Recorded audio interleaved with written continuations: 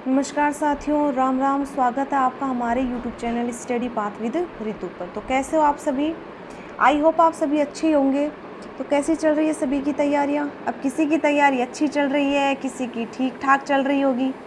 तो ठीक ठाक मत चलाओ भाई, अपनी जो कंटिन्यू तैयारी है उसको अच्छी बनाओ। ये नहीं है कि भाई हाँ मैं तो चल रहा हूँ ऐसे ही, वैकेंसी जब फॉर्म भरे जाएंगे तब देखेंगे, नहीं, ऐसा नहीं होना चाहिए, ठीक है। और वैसे आज का जो टॉपिक है हमारा वो है मृदा। तो मृदा तो वैसे तो आप जानते ही होंगे, जैसे किताबों में तो हम पढ़ते हैं कि भाई कितने प्रकार की होती है, लेकिन जैसे बाहर हम देखते हैं सामाजिक कि भाई अपने समाज में क्या क्या होता है। जैसे बोलते हैं अरे रे रे माटी बिरण माटी, अरे इसने तो माटी कर दी। तो वो माटी जो है वो हमें नहीं पढ़नी है भाई, हमें जो किताबों वाली माटी हमारे काम आएगी। तो चलो स्टार्ट करते हैं। आज का टॉपिक है राजस्थान की मृदा। मृदा स्टार्ट करने से पहले एक दो लाइनें पढ़ लेते हैं कि अगर आपको सफल होना है तो सफलता को मत खोजिए, अपनी क्षमता को, धैर्यता और एकाग्रता पर ध्यान दीजिए। सफलता आपको स्वयं खोज लेगी। आपको कहीं सफलता को खोजने की ज़रूरत नहीं है। अगर आप में क्षमता है, धैर्यता है, एकाग्रता है, शांति रखिए, कहीं जाने की ज़रूरत नहीं है। सफलता अपने आप खुद ब खुद अपने आपके पास चलकर आ जाएगी। तो चलो स्टार्ट करते हैं। मृदा होती क्या है? मृदा कि पृथ्वी की सतह पर पाए जाने वाले असंगठित कण होते हैं और उन्हीं कणों का जो आवरण होता है, जो कण होते हैं, उन्हें कहते हैं मृदा। मृदा शब्द की जो उत्पत्ति है वो लैटिन भाषा के सोलम शब्द से हुई है। तो ये क्वेश्चन पूछा जाता है कि मृदा शब्द की उत्पत्ति जो है वो लैटिन भाषा के किस शब्द से हुई है?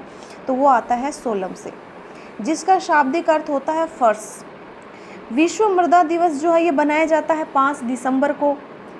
प्रथम मृदा दिवस बनाया गया था 5 दिसंबर 2014 को।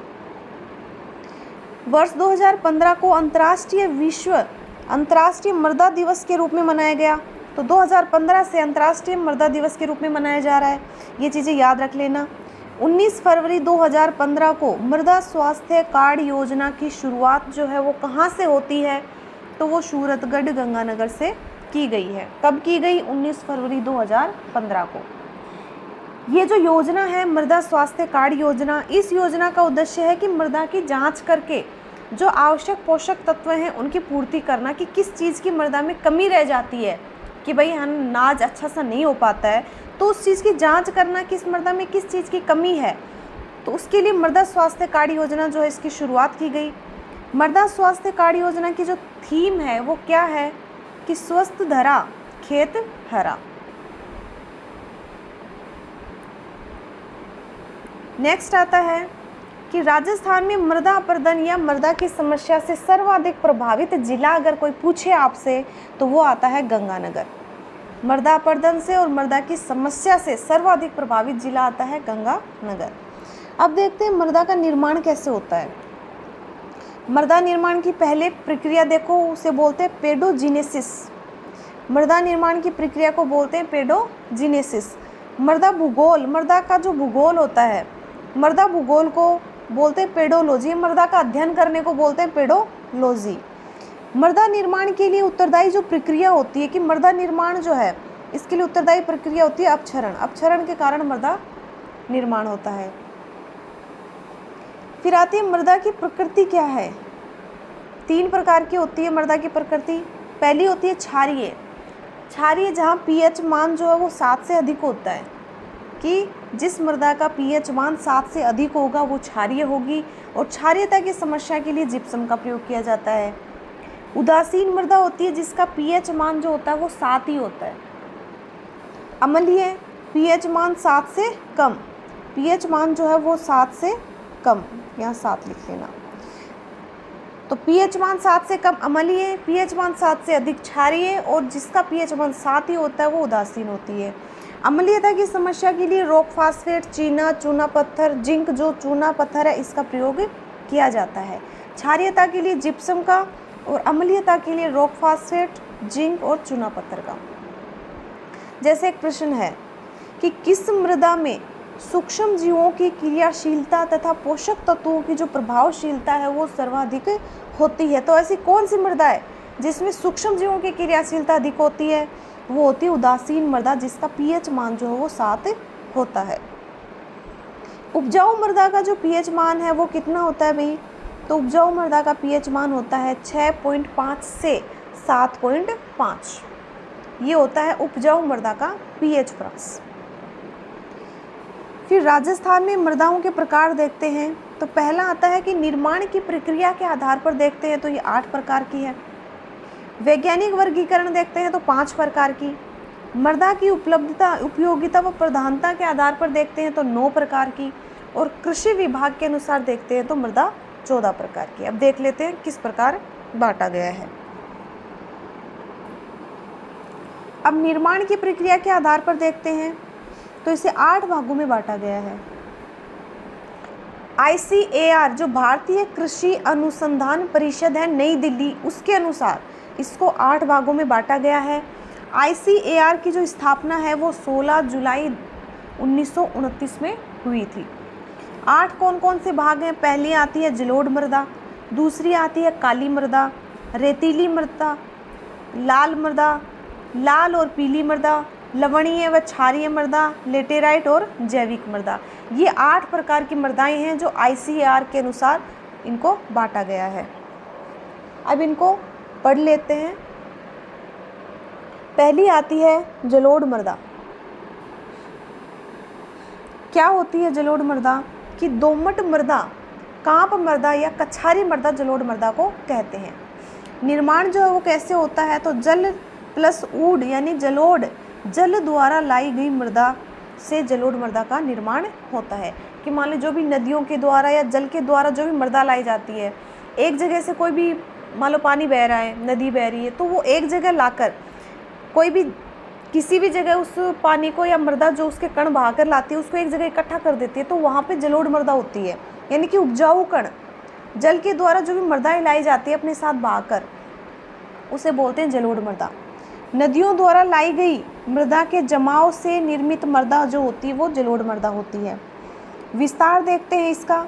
तो पूर्वी मैदानी प्रदेश में जैसे बाणगंगा बनास बेसिन है, बाणगंगा बनास बेसिन में जलोढ़ मृदा पाई जाती है, जैसे जयपुर, दौसा और भरतपुर वाले क्षेत्र में। दूसरा चंबल बेसिन में देखते हैं तो सवाई माधोपुर, करौली और धौलपुर वाले क्षेत्र में पाई जाती है। पहला पूर्वी मैदानी प्रदेश, दूसरा आता घग्गर प्रदेश। ये वाला तो पूर्वी बेल्ट हो गया, और ये वाला जो है घग्गर प्रदेश, ये गंगानगर, हनुमानगढ़ में। राजस्थान में गहन कृषि का जो संबंध है वो पूर्वी मैदानी प्रदेश से है। पूर्वी मैदानी प्रदेश जो है यहाँ पे गहन कृषि की जाती है। फिर एक आता है गुम्फित नदियाँ। क्या होती हैं गुम्फित नदियाँ? कि वे नदियाँ जो भाबर प्रदेश से लुप्त हो जाती हैं। एक तो होता है भाबर, एक होता है खादर, वो देखेंगे आगे। तो गुम्फित नदियाँ होती हैं कि वे नदियाँ जो भाबर क्षेत्र में लुप्त हो जाती हैं, तो भाबर क्षेत्र में लुप्त हो जाती हैं उन्हें गुम्फित नदियाँ कहते हैं। वर्गीकरण देखते हैं जलोढ़ मृदा का, कि एक तो होती है भाबर, जो कंकड़ पत्थर वाली जलोढ़ मृदा होती है, जो सबसे कम उपजाऊ होती है। एक होती है तराई, जो दलदली जो जलोढ़ मृदा होती है वो तराई होती है। बांगर होती है जो प्राचीन जलोढ़ मृदा होती है। लूनी बेसिन में वाला जो क्षेत्र है यहाँ पर बांगर जो प्राचीन जलोढ़ मृदा वो पाई जाती है। खादर होती है उपजाऊ मृदा, नवीन जलोढ़ मृदा खादर होती है, सर्वाधिक उपजाऊ होती है। चंबल वाला जो बेसिन है इसमें खादर जो है ये पाई जाती है। तो एक तो हो गया भाबर, ये शब्दावली याद रख लेना, भाबर, तराई, बांगर और खादर। फिर आती है काली मृदा। जलोढ़ मृदा हो गई कंप्लीट। काली मृदा आती है जिसे कपासी या रेगूर मृदा भी कहते हैं। ठीक है।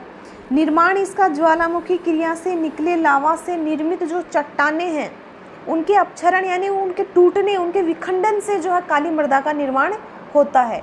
ज्वालामुखी क्रिया से जो भी लावा निकलता है उससे जो चट्टानें बन जाती हैं, उनसे टूटने के जो चट्टानें होती हैं उनका टूटना, उनका विखंडन होना, उससे काली मृदा का निर्माण होता है। विशेषताएं देख लीजिए काली मृदा की, कि राजस्थान में न्यूनतम विस्तार पाया जाता है काली मृदा का। जो दक्षिणी वाला बेल्ट है, दक्षिणी पूर्वी वाला, इस वाले में काली मृदा पाई जाती है। सर्वाधिक जल धारण क्षमता होने के कारण इसे रेगूर मृदा भी कहते हैं।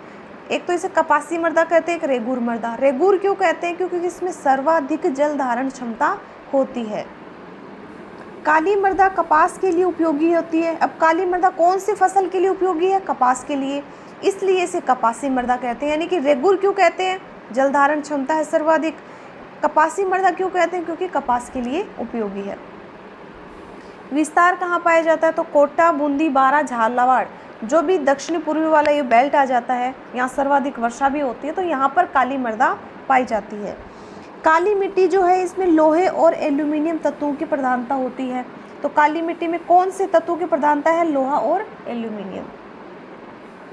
काली मृदा के काले रंग का प्रमुख कारण ये है कि लोहा तथा एल्यूमिनियम के टिटेनोफेरस मैग्नेटाइट जो यौगिक होते हैं, उसके कारण काली मृदा जो काले रंग की होती है। राजस्थान में काली मृदा का सर्वाधिक विस्तार जो हाड़ौती का जो पठार है, कोटा, बूंदी, बारा वाला, इसमें सर्वाधिक पाई जाती है। परंतु कपास का सर्वाधिक उत्पादन तो हनुमानगढ़ में होता है, क्योंकि कपास के लिए मृदा की जल धारण क्षमता अधिक होनी चाहिए। अब ये देखो, अब काली मृदा तो इधर पाई जा रही है हाड़ौती पठार में, लेकिन कपास का उत्पादन तो गंगानगर, हनुमानगढ़ में होता है। और कपास के लिए क्या है कि मृदा की जल धारण क्षमता अधिक होनी चाहिए, तथा हाड़ौती के पठार में जलीय अपर्दन के कारण मृदा की जल धारण क्षमता कम हो जाती है। क्यों हो जाती है? क्योंकि यहाँ जलीय अपर्दन होता है।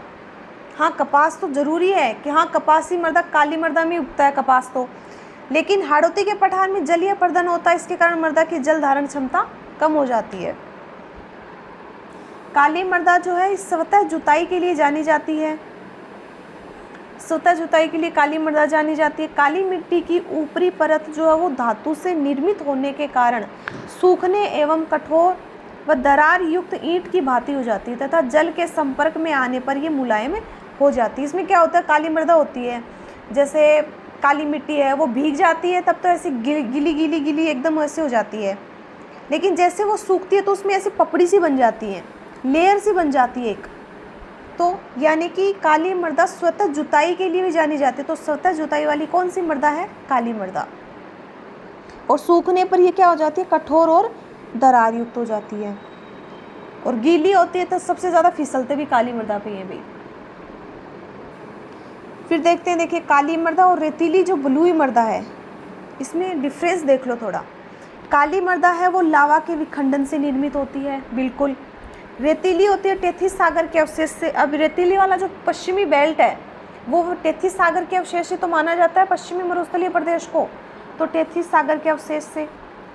काली मृदा जो है इसके बारीक कण होते हैं छोटे छोटे, जो क्ले कहलाते हैं। तो क्ले क्या होते हैं कि काली मृदा के जो बारीक कण होते हैं वो क्ले होते हैं।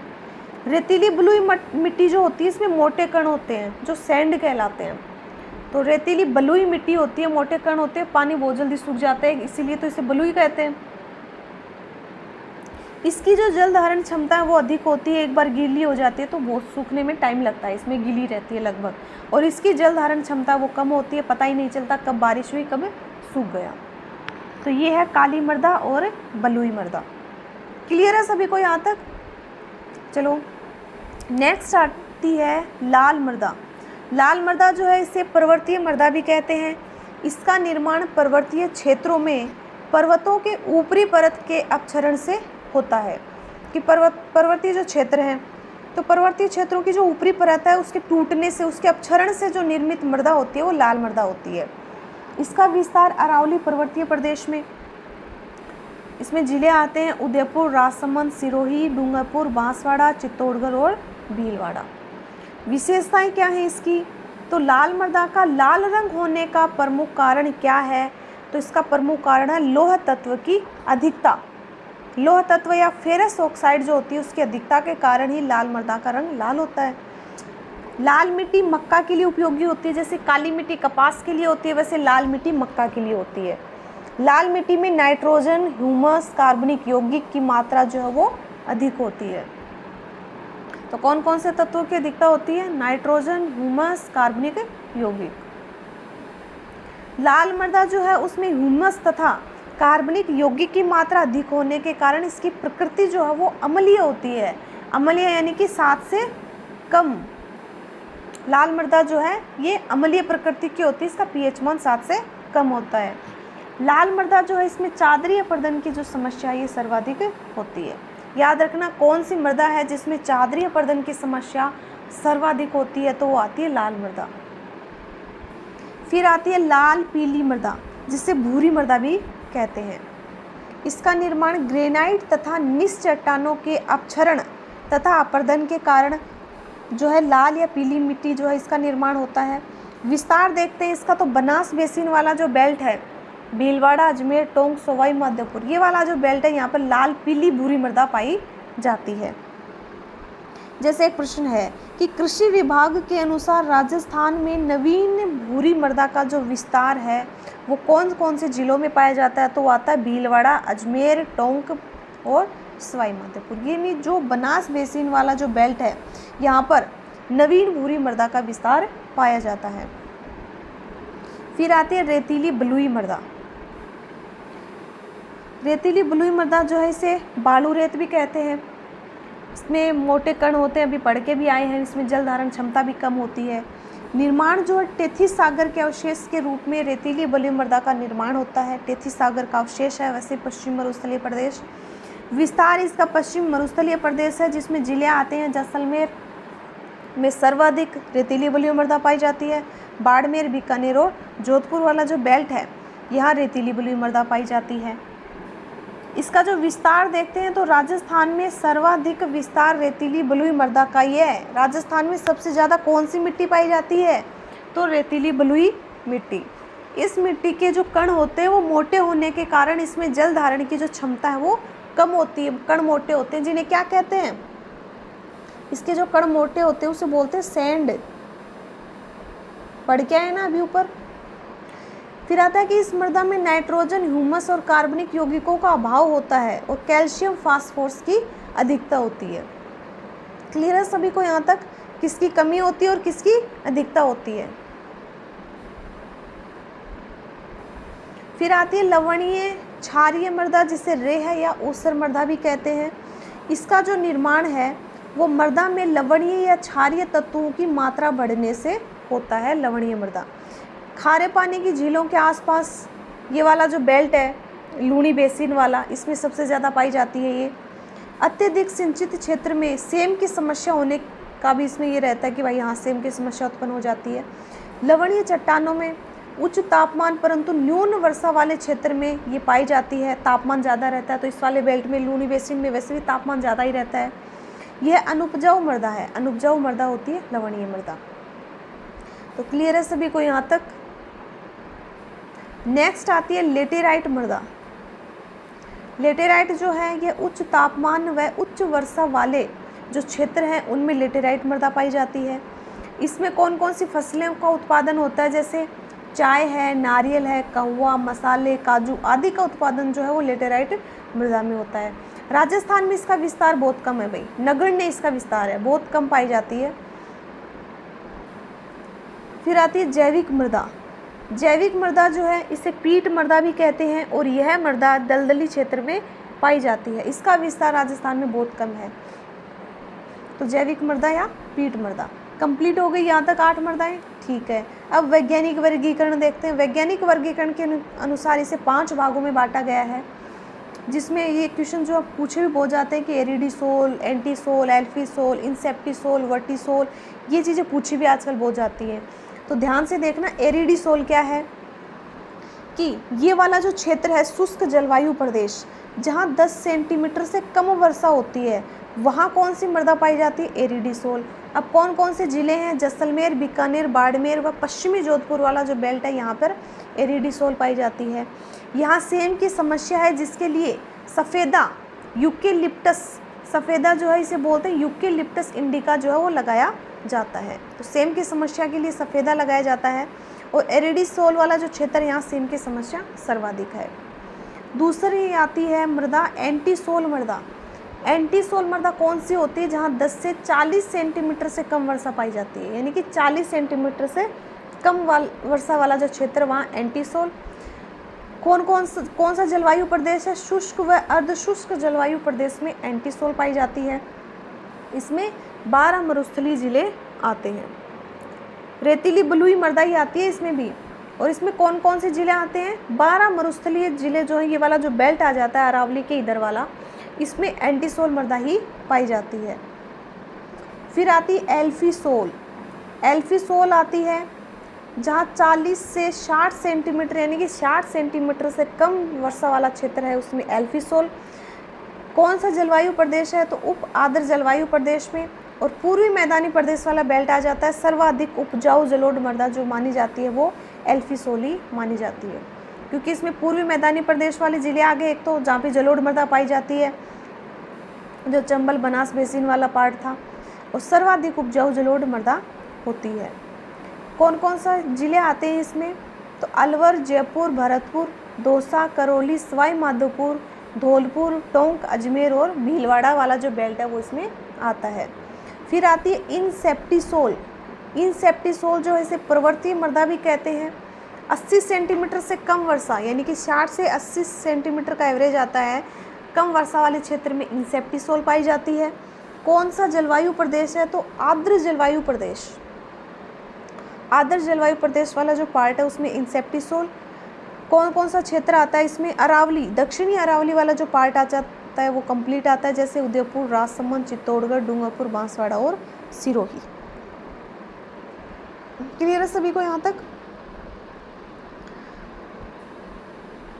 देखो जैसे मैं बताती हूँ,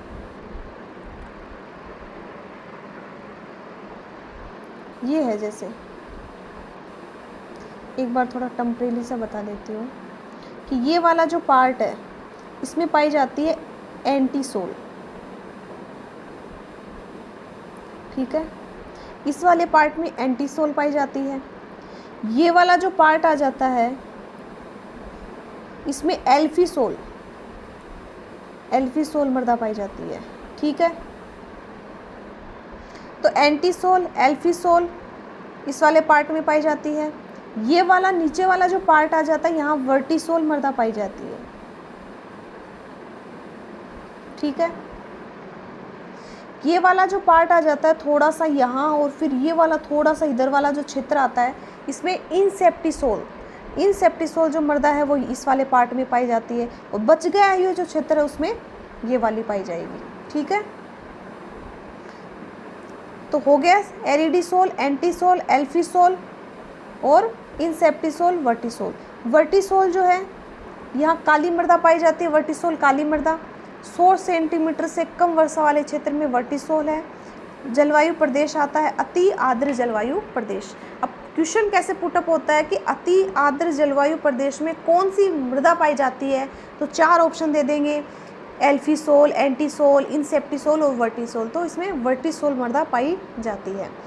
दक्षिणी पूर्वी पठारी प्रदेश वाला बेल्ट आ जाता है कोटा, बूंदी, बारा और झालावाड़। कौन सी मृदा है? वर्टिसोल मृदा। फिर आता है कि सर्वाधिक विस्तार वाली जो मृदा है उसका अगर युग्म पूछे तो सबसे ज़्यादा विस्तार है एरिडिसोल और एंटीसोल का। राजस्थान में सर्वाधिक मृदा का जो विस्तार है वो एंटीसोल का है, 12 मरुस्थलीय जिलों में है। राजस्थान में सर्वाधिक कार्बनिक तत्वों वाली मृदा पूछे तो वो है इनसेप्टिसोल, ठीक है, कार्बनिक तत्वों वाली मृदा।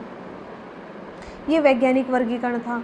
अब आता है कि राजस्थान में कृषि विभाग के द्वारा मृदा को बांटा गया है कितने भागों में?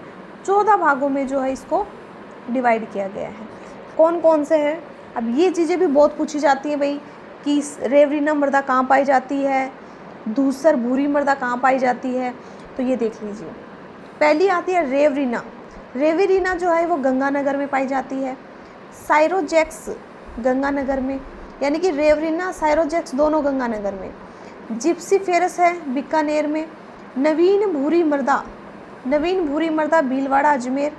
पर्वतीय मृदा जो है ये उदयपुर, कोटा। लाल लोम मृदा डूंगरपुर, बांसवाड़ा। कैल्सी ब्राउन मृदा पाई जाती है जैसलमेर और बीकानेर। फिर आती है धूसर भूरी जलोढ़ मृदा पाली, जालोर और अजमेर में। Non कैल्सी brown. फिर पीली भूरी मृदा पाई जाती है जयपुर और टोंक वाले क्षेत्र में। काली गहरी मध्यम मृदा नीचे वाले बेल्ट में। नवीन जलोढ़ मृदा है ये अलवर, सवाई माधोपुर, भरतपुर, पूर्वी मैदानी प्रदेश वाले पार्ट में। फिर आती है मरुस्थलीय मृदा, जो पश्चिमी मरुस्थलीय प्रदेश है वहाँ मरुस्थलीय मृदा। फिर आती है बालुका स्तूप, बालुका स्तूप वाली भी इधर ही पाई जाती है। ये कंप्लीट हो गए 14 कृषि विभाग के अनुसार। फिर आती है कि मृदा की सर्वाधिक विषमता वाला जिला जो है वो कौन सा है, जहाँ मृदा की सबसे ज़्यादा विषमता पाई जाती है, तो वो आता है पाली। अल्प विकसित मृदा अगर है तो वो कौन सी है, पर्वतीय मृदा। तो पर्वतीय मृदा जो है उसे अल्प विकसित मृदा भी कहते हैं। एक होती है अविकसित, अल्प विकसित यानी थोड़ी विकसित, और अविकसित जो विकसित ही नहीं है, रेतीली बलुई मृदा।